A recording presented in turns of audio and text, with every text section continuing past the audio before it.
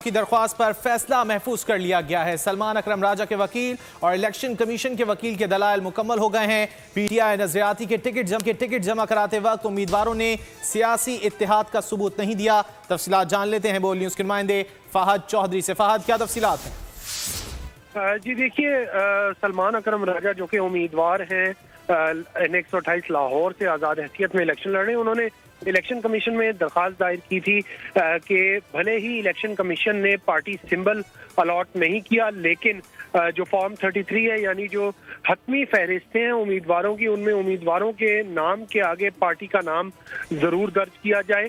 और इस हवाले से आज समाअत हुई। चीफ इलेक्शन कमिश्नर की ज़ेर सदारत 5 रुकनी कमीशन ने समाअत की।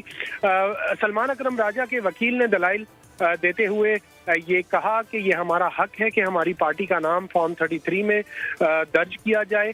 आप भले ही इंतखाबी निशान हमें अलॉट ना करें, लेकिन पार्टी एफिलिएशन जो है उसका जिक्र किया जाए, ताकि इंतखाबात में कामयाबी के बाद जो उम्मीदवार असम्बलियों में आए उनको पार्टी एफिलिएशन जो है उनकी वो बरकरार रहे। लेकिन जो इलेक्शन कमीशन के वकील थे, उन्होंने इस बात को कॉन्टेस्ट किया और उन्होंने हवाला दिया सुप्रीम कोर्ट के फैसले का, और साथ ही ये भी कहा कि पीटीआई की जानिब से जब बैरिस्टर गौहर ने बतौर चेयरमैन टिकट जमा करवाए तो उनको जो है वो पार्टी चेयरमैनशिप से हटा दिया गया था, जिसकी वजह से उनकी बहुत शुक्रिया तफसीलात के लिए। एक और अहम खबर दें आपको, इंतखाबात 2024 अफवाज पाकिस्तान की तैनाती से मुतालिक अहम मालूमात।